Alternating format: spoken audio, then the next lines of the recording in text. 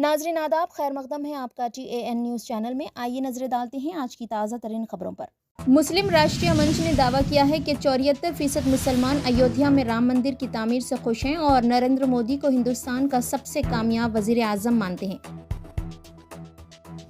B J پی کے قومی general secretary و رکن پارلیمنٹ بنڈی سنجے نے سنسنی خیز ریمارک کرتے ہوئے کہا کہ سابق چیف منسٹر و BRS کے سربراہ کے چندرشیکھر راؤ تلنگانہ کی کانگریس حکومت کو گرانے کے لیے بڑے پیمانے پر سازش کر رہے ہیں۔ میسور سندل سوپ کے نام سے نقلی صابن کی تیار کرنے والی ٹولی کو حیدرآباد میں گرفتار کر لیا گیا۔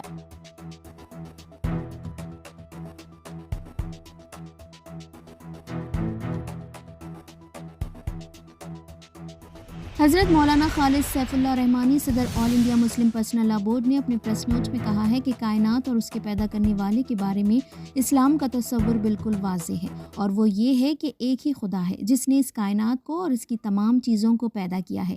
وہی روزی دیتا ہے، وہی علم عطا کرتا ہے، وہی انسان کو عزت سے نوازتا ہے، اور وہی زندگی اور موت کے فیصلے کرتا ہے۔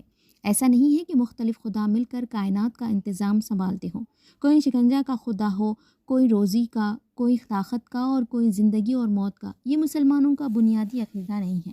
یہ عقیدہ انسانی مساوات اور برابری کا جذبہ پیدا کرتا ہے، کیونکہ اس کو ماننے والا ہر شخص یہ سمجھتا ہے کہ ہم سب کو خدا ہی نے پیدا کیا ہے اور انسان ہونے کے اعتبار سے ہم سب برابر ہیں، اور اس یقین کی وجہ سے انسان کے اندر تمام مخلوقات کی بھی محبت پیدا ہوتی ہے، کیونکہ وہ سب اسی خدا کی پیدا کی ہوئی ہے جس نے ہمیں پیدا کیا۔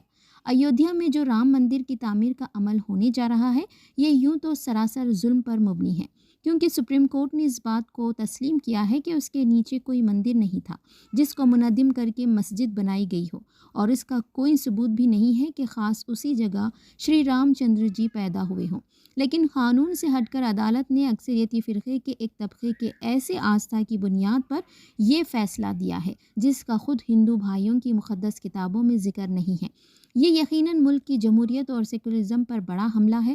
اس لیے اگرچہ مسلمانوں نے سپریم کورٹ کا احترام کرتے ہوئے اس فیصلے پر خاموشی اختیار کی ہے، مگر اس فیصلے نے ان کے دلوں کو مجروح کیا ہے۔ اب اسی فیصلے کو احساس بناتے ہوئے ایک ایسی مسجد جس میں سینکڑوں سال نماز ادا کی گئی کی جگہ پر رام مندر کی تعمیر، اس میں حکومت کی خصوصی دلچسپی اور وزیر اعظم کے ذریعے اس کا افتتاح، انصاف اور سیکولرزم کا قتل ہے، اور سیاسی مقاصد کے لیے ملک بھر میں اس کی تشہیر اقلیتوں کے زخم پر نمک چھڑکنا ہے۔ اس لیے all India Muslim personal law board حکومت کے اس غیر سیکولر اور غیر جمہوری رویے کی سخت مذمت کرتا ہے۔ یہ بھی سوال کیا جا رہا ہے کہ کیا 22 جنوری کو دیپ جلانا چاہیے اور جے شری رام کا نعرہ لگانا چاہیے؟ تو مسلمانوں کو سمجھ لینا چاہیے کہ یہ مشرکانہ عمل اور مشرکانہ نعرہ ہے۔ اگر ہندو بھائی مندر کی تعمیر کی خوشی میں دیپ جلائیں تو ہمیں اس پر اعتراض نہیں، لیکن مسلمانوں کے لیے ہرگز اس عمل میں شرکت جائز نہیں ہے۔ اسلام نے تمام مذہبی مقدس شخصیتوں کا احترام کرنے کو کہا ہے۔